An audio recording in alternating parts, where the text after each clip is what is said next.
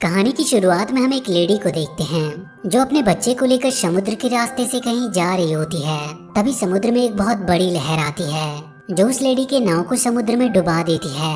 पानी में वो लेडी एक चट्टान से जा टकराती है जिसकी वजह से वो वहीं पर बेहोश हो जाती है।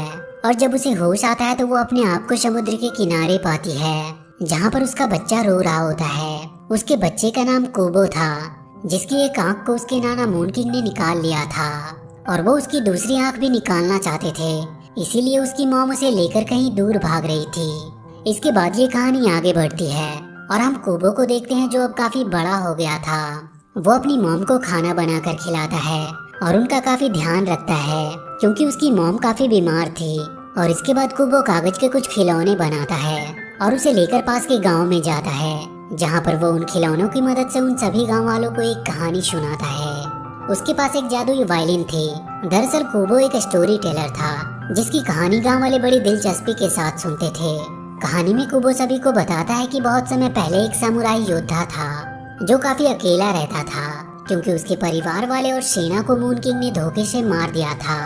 वो अकेले ही एक पावरफुल शास्त्र की तलाश में निकल पड़ा क्योंकि उस शास्त्र की मदद से ही मून किंग का सामना किया जा सकता था। उस शास्त्र में था एक ना टूटने वाली तलवार और दूसरी एक सुरक्षा कवच और तीसरी एक हेलमेट। लेकिन इससे पहले कि समुराई योद्धा उन तीनों शास्त्रों को हासिल करता, मून किंग के मॉन्स्टर ने उस पर हमला कर दिया।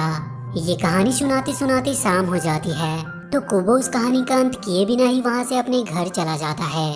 शाम होते ही उसकी मॉम नॉर्मल हो जाती है और उसके बाद वो दोनों साथ में खाना खाते हैं। वहीं पर उसकी मॉम कोबो को उसके डैड हेंजो की कहानी सुनाती है। कहानी सुनने के बाद कोबो अपने डैड के बारे में जब अपनी मॉम से पूछता है तो वो उसे बताती है कि उसके पिता एक बहुत ही बहादुर योद्धा थे जो उससे बहुत प्यार करते थे। उसके डैड उन्हें ही बचाते बचाते मारे गए। इसके बाद कोबो की मॉम उसे बताती है कि तुम्हारे नाना और तुम्हारे मौसी ने तुम्हारी एक आंख चुरा ली थी और अब वो तुम्हारी दूसरी आंख भी चुराना चाहते हैं। इसीलिए तुम्हें रात में कभी भी बाहर नहीं निकलना है, नहीं तो तुम्हारे नाना तुम्हें ढूंढ लेंगे और तुम्हें मुझसे दूर ले जाएंगे। इसके बाद उसकी मॉम उसे एक मंकी टॉय दिखाती है और कहती है कि इसे हमेशा तुम अपने पास ही रखना।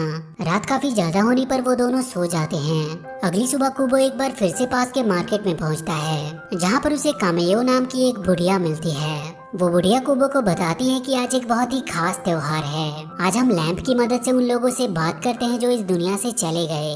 कोबो जब ये बात सुनता है तो काफी खुश होता है और वो एक कागज का लालटेन लेकर अपने डैड के कब्र पर जाता है और अपने डैड से बात करने की कोशिश करता है। लेकिन वो देखता है कि सभी की लालटेन बात करते हुए जल जाती है लेकिन कोबो की लालटेन नहीं जलती। ये देखकर कोबो काफी दुखी होता है और काफी देर तक वहीं बैठा रहता है। आखिरकार जब वो लालटेन नहीं जलता है तो कोबो गुस्से में आकर उसे फेंक देता है। वहीं कोबो की मॉम उसके घर ना पहुंचने पर काफी परेशान हो रही थी। इधर कोबो को वहीं पर रात हो जाती है और रात होते ही वहाँ पर उसकी दोनों मौसियाँ आ जाती है।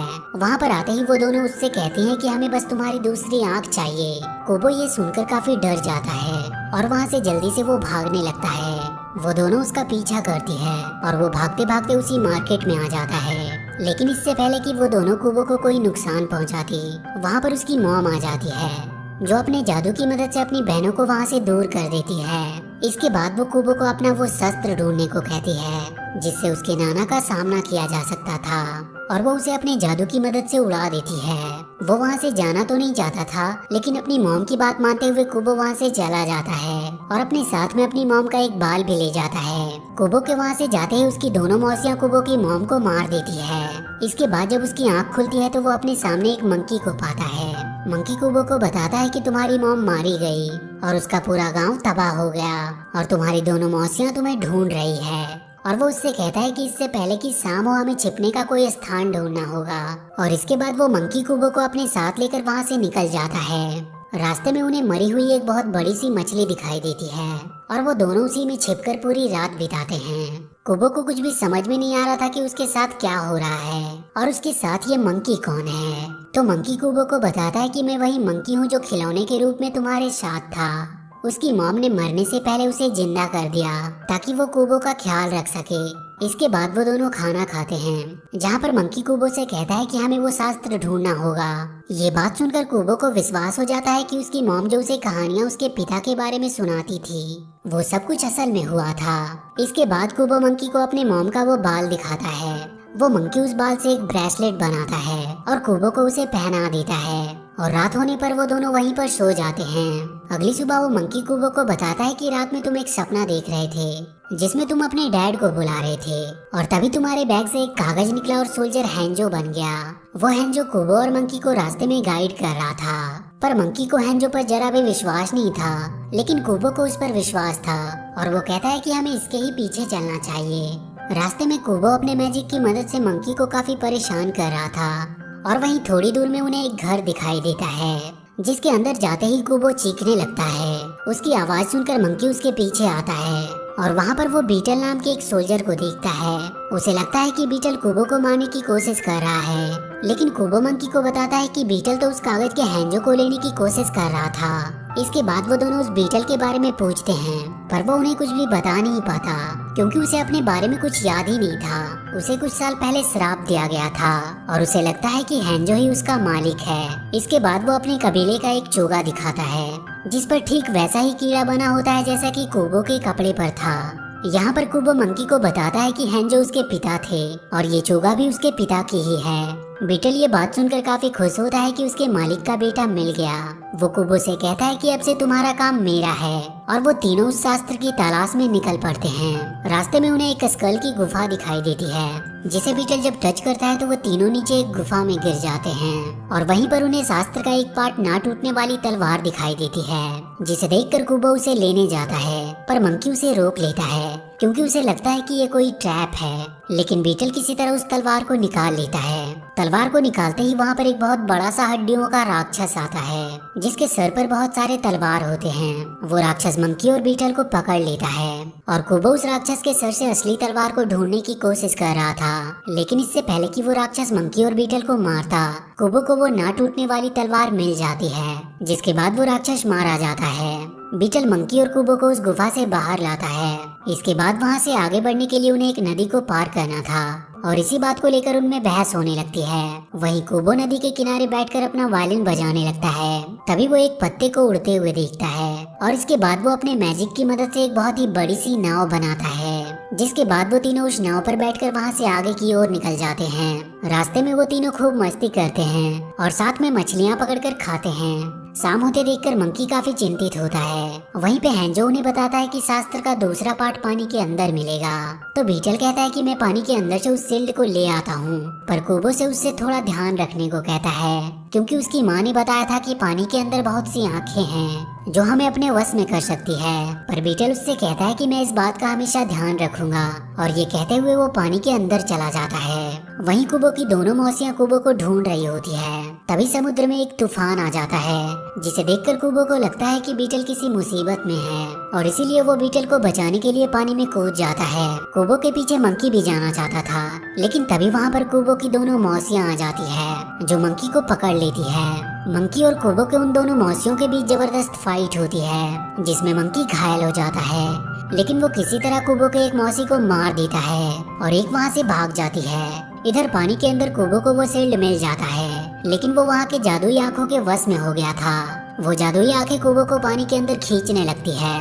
वहीं कुबो एक सपना देखता है जिसमें उसे पता चलता है कि मंकी के अंदर उसके मॉम की आत्मा है और इससे पहले कि वो आंखें कुबो को पानी में खींचती, तभी वहाँ पर बीटल आ जाता है जो उन आंखों को मारकर कुबो को वहाँ से बचाकर बाहर ले आता है। वहीं कुबो जब मंकी को देखता है तो उसे अपने गले से लगा लेता है। दरअसल अब उसे पता चल गया था कि मंकी ही उसकी मॉम है। इसके बाद वो सभी रात एक गुफा में बिताते हैं। वहाँ पर कुबो अपनी मॉम मंकी को एक कहानी सुनाने को कहता है कि किस प्रकार वो उसके डैड से मिली थी। इस पर मंकी कुबो को बताता है कि उसके नाना मून किंग ने उन्हें बताया था कि उन तीनों शास्त्रों को जो भी हासिल करेगा वो काफी शक्तिशाली बन जाएगा जो उनके लिए खतरा हो सकता है, और इसीलिए मैं हैंजो को रोकने के लिए अपने दोनों बहनों से पहले ही पहुंच गई।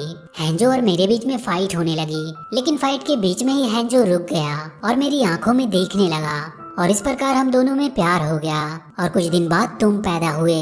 लेकिन जब ये बात मेरे पिता को पता चली तो उन्होंने मेरी गद्दारी के बदले में मुझे और तुम्हारे डैड को मारने के लिए हम पर हमला कर दिया, पर तुम्हारे डैड काफी बहादुर थे जिसने हमें बचाने के लिए अपनी जान दे दी और इसीलिए तुम्हें बचाने के लिए ही मैं वहाँ से भाग आई। इस बात पर कुबो अपनी मॉम से पूछता है कि मेरे नाना मुझसे इतना नफरत क्यों करते हैं, तो उसकी मॉम उसे बताती है कि वो तुमसे नफरत नहीं करते बल्कि वो तुम्हें इंसानों की तरह कमजोर नहीं देखना चाहते। रात में जब वो सभी सो जाते हैं तो कुबो एक सपना देखता है जिसमें वो एक बूढ़े आदमी से मिलता है।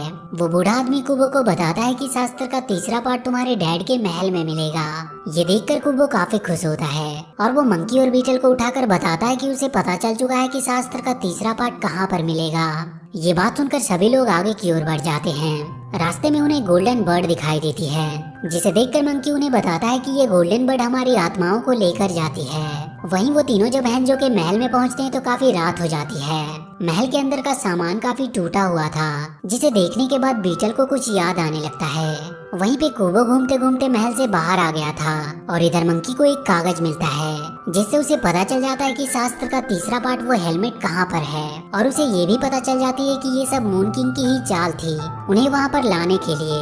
इधर जादुई स्मोक कुबो को पकड़ लेती है। ये देखकर बीटल और मंकी कुबो को छुड़ाने की कोशिश करते हैं लेकिन वो भी उस जादुई स्मोक के द्वारा पकड़े जाते हैं। तभी वहाँ पर कुबो की मौसी आती है और वो उन्हें बताती है कि बीटल ही हैंजो है। वो बीटल को मारकर वहाँ से दूर फेंक देती है। इसके बाद जब वो कुबो की दूसरी आंख निकालने जाती है तो कुबो उस पर हमला कर देता है जिससे उसकी मॉम आजाद हो जाती है और वो अपनी बहन पर हमला कर देती है।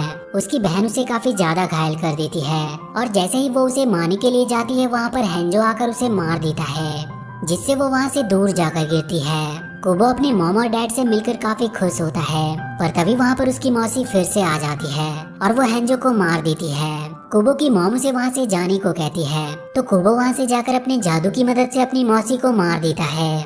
लेकिन इसके बाद वो काफी दुखी होता है क्योंकि उसने कुछ ही पल में अपने मॉम और डैड को फिर से खो दिया था। वहाँ पर उसे वही कागज मिलता है जिसमें हेलमेट का चित्र बना था। ये देखकर कुबो उठता है और सीधा उस हेलमेट को लेने के लिए उसके पास जाता है। वो हेलमेट कहीं और नहीं बल्कि उसके गांव में ही था। कुबो जैसे ही उस हेलमेट को पहनने जाता है वहाँ पर गांव वाले आ जाते हैं।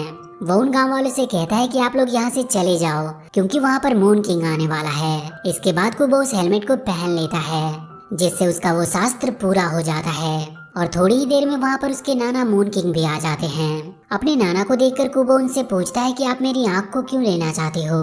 तो उसके नाना उसे बताते हैं कि जब तक तुम्हारे पास ये आँख है तुम मेरे साथ स्वर्ग में नहीं आ सकते और तुम इसी आँख से दुनिया के दुख दर्द को देखते रहोगे। मैं तुम्हें इससे दूर अपनी दुनिया में ले जाना चाहता हूँ जहाँ पे दुख और दर्द का कोई नामो निशान नहीं है और तुम वहाँ पर अमर हो जाओगे। इस पर कुबो कहता है कि तुम झूठ बोल रहे हो क्योंकि हर एक कहानी का अंत होता है और एक न एक दिन हम सबका भी अंत हो जाएगा। मैं तुम्हें मारकर इस कहानी का अंत कर दूंगा।